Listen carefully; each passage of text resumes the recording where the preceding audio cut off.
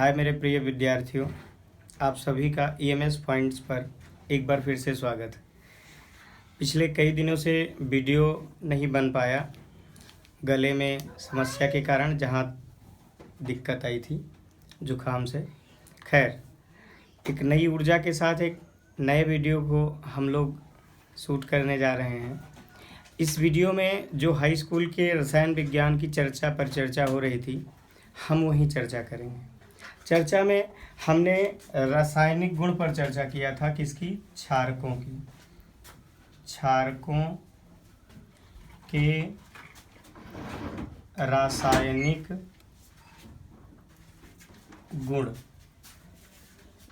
Chemical properties of वेश, क्षारकों के रासायनिक गुण। ठीक है, अब रासायनिक गुण में पहली हेडिंग है धातु से क्रिया।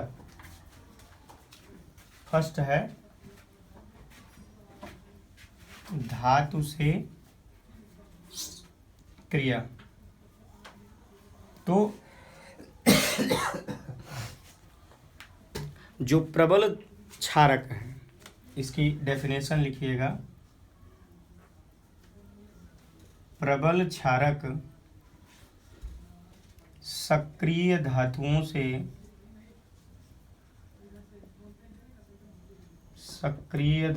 से क्रिया करके हाइड्रोजन उत्पन्न करते हैं, मतलब H2 उत्पन्न करते हैं।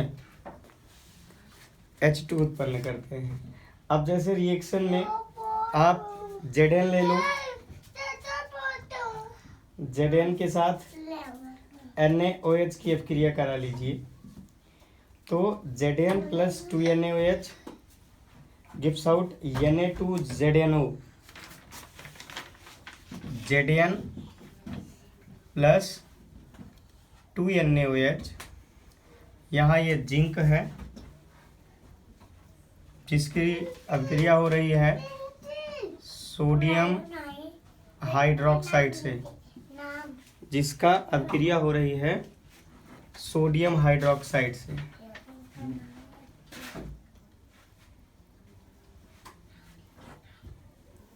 और बनेगा गिव्स आउट में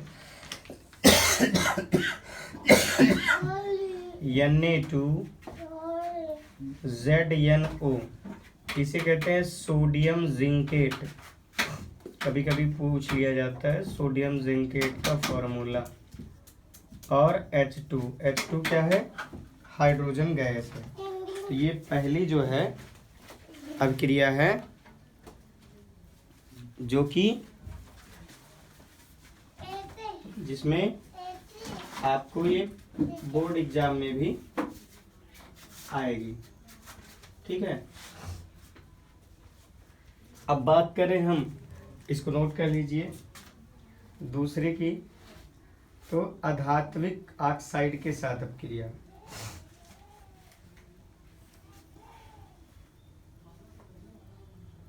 अधात्विक, इसको लिख लीजिएगा।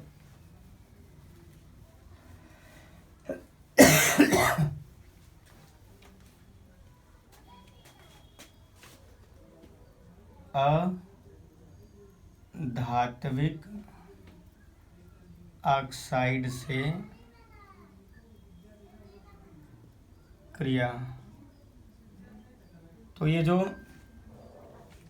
क्षारक हैं, क्षारक अधातु ऑक्साइड के साथ क्रिया करके लवण और जल बनाते हैं। क्षारक अधातु ऑक्साइड के साथ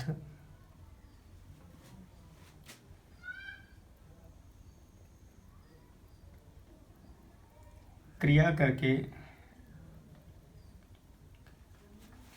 क्या बनाते हैं? लवण और जल बनाते हैं।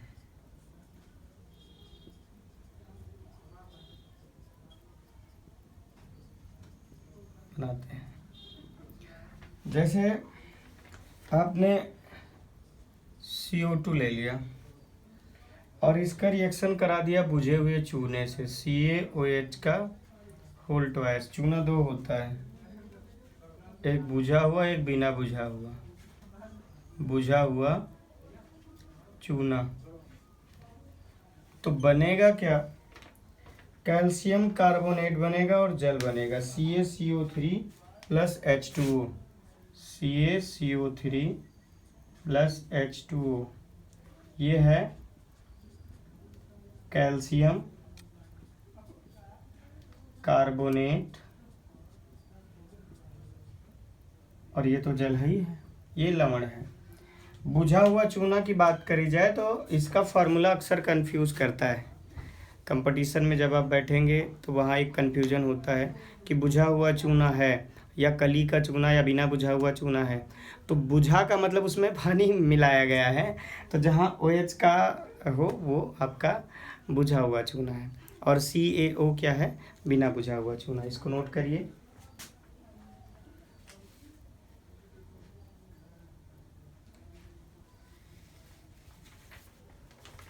अब मैं तीसरा रासायनिक गुण में तीसरा बिंदु जो कि आखिरी है, तीसरे पर चर्चा करूं। तीसरा है इफेक्ट ऑफ टेम्परेचर, ताप का प्रभाव। मतलब अगर आपके पास कोई क्षारक है, उस पर हमने ताप, तो कुछ क्षारक गर्म करने पर क्षारीय ऑक्साइड व जल में विघटित हो जाते हैं। कुछ क्षारक गर्म करने पर क्षारीय ऑक्साइड और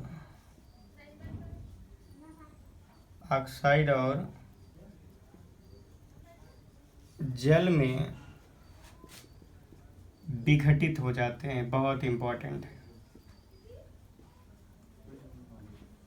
हो जाते हैं।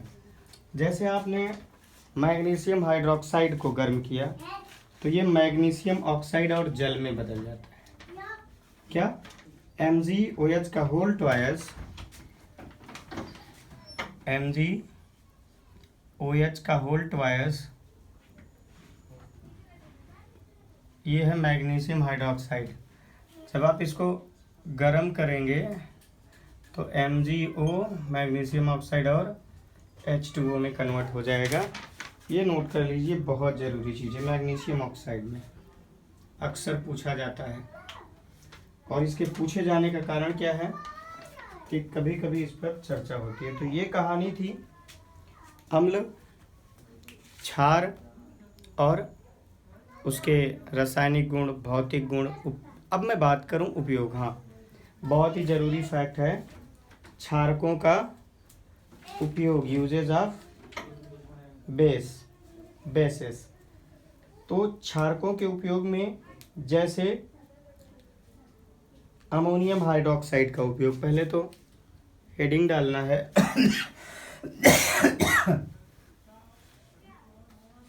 क्षारकों के उपयोग, क्षारकों के उपयोग, यूजेज ऑफ बेस। तो सबसे पहले NH4OH का उपयोग, ठीक है।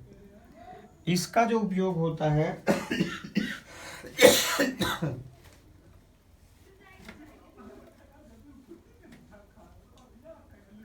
निर्मली कारक के रूप में, इसका उपयोग जो होता है निर्मली कारक के रूप में, और एक यूज होता है इसका अमोनियम लवण बनाने में। अमोनियम लवण बनाने में। फिर एक है जैसे सोडियम हाइड्रोक्साइड,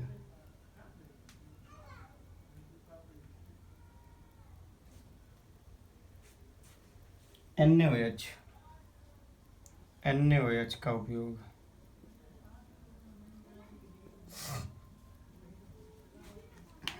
इसका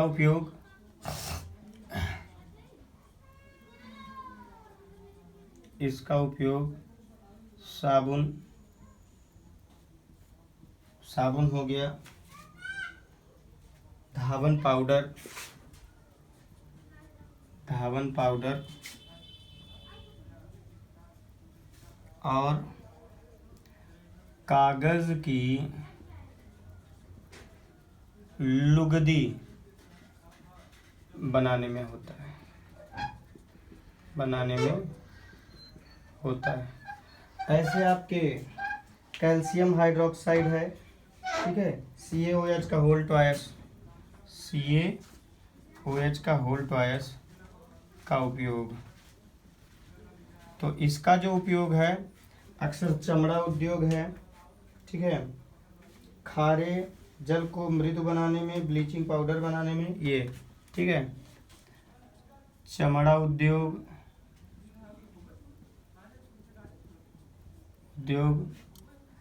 जल को मृदु बनाने में, कठोर जल मृदु जल पढ़े होंगे, मृदु बनाने में होता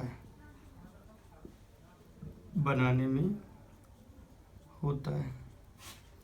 इस तरह इसका यूज भी हो गया।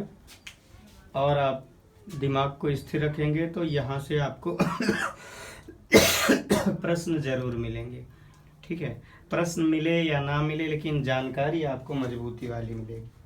तो इस तरह से हम क्षारकों की लड़ाई को भी आप तक पहुंचा चुके हैं। अब मैं बात एक छोटा सा पॉइंट है रखूँगा, लेकिन उससे पहले और बड़ा पॉइंट रखूँगा। पहला पॉइंट तो ये जान लीजिए कि जो बच्चे 9th से 10th में एंट्री कर रहे हैं उनकी एक गलत फहमी मैं दूर कर दूं कि 9th से जैसे आप 10th में एंट्री करते हो तो आपकी नज़र में 1 साल रहता है, 1 वर्ष रहता है। ये गलत है भाई। फरवरी में पेपर होना है तो आप अप्रैल में एंट्री ले रहे हो तो मार्च का तो वैसे भी फरवरी मार्च का छूट जाएगा। तो आपके पास 7-8 महीने, छुट्टियां काटने के बाद 7-8 महीने हैं। 7-8 महीने में पूरे 1 साल का सिलेबस कवर करना है। तो सब कुछ कवर करने के लिए आपको अप्रैल से ही पूरी ताकत लगानी है। यहाँ पर आपको प्लेलिस्ट में जाना है या कुछ वीडियो प्लेलिस्ट में नहीं ऐड हो पाए हैं तो पूरे उसमें कंडीशन में आएंगे तो कहीं ना कहीं आपको ये जानकारी मिलती रहेगी। तो थोड़ा सा आप ठंडे दिमाग से इस बात को रखिए हैं, और कहीं ना कहीं हमारी तरफ से आपको जो भी जानकारी दी जाएगी वो मजबूत रहेगी। यहाँ आपको मैथ की क्लासें भरपूर मिलेंगी, साइंस की मिल ही रही हैं, बशर्ते मैथ का जो कॉन्सेप्ट है बहुत जल्द आएगा। अभी 2 ही वीडियो हम बनाए हैं मैथ पर, लेकिन इसके साथ साथ आपको हम इस पर भी बताएंगे, ठीक है। अब बात आई अगले पॉइंट की, तो अगला पॉइंट हम बताएंगे जैसे सूचक, बहुत इम्पॉर्टेंट, 2 इम्पॉर्टेंट है केमिस्ट्री में। सूचक, इंडिकेटर्स, ये अपने आप में वेरी IMP है और यही नहीं कई जगह के लिए इम्पोर्टेंट है। अब सूचक क्या होते हैं? इंडिकेटर।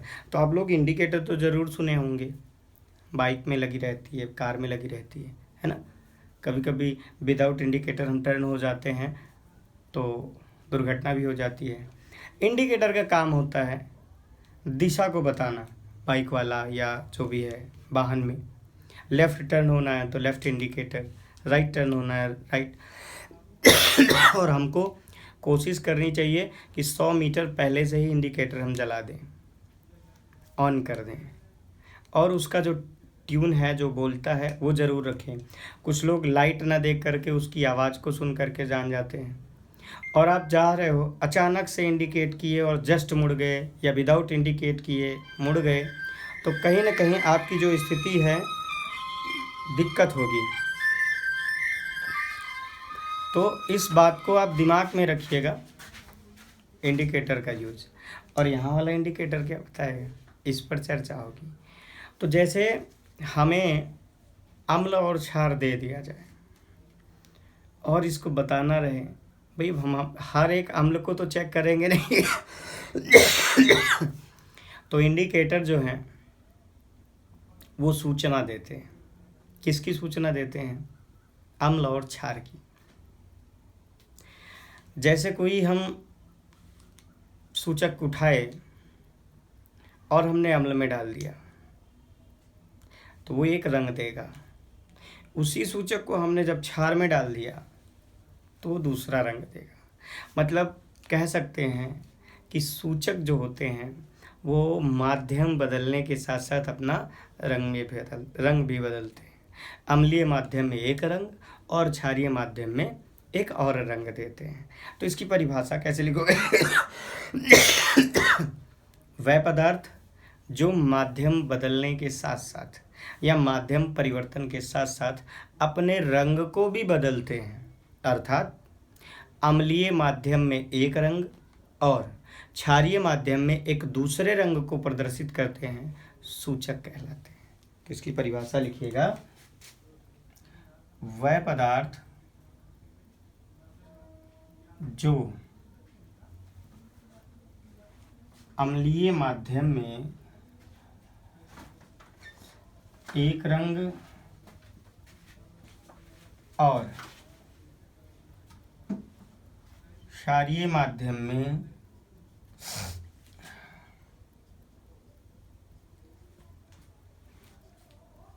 एक दूसरा रंग प्रदर्शित करते हैं, एक दूसरा रंग प्रदर्शित करते हैं, सूचक कहलाते हैं। दैट कॉल इंडिकेटर्स, सूचक कहलाते हैं। अर्थात वह पदार्थ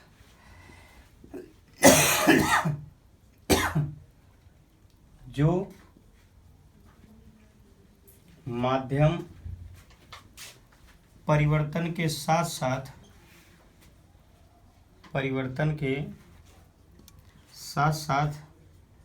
अपने रंग को भी परिवर्तित करते हैं, सूचक कहलाते हैं।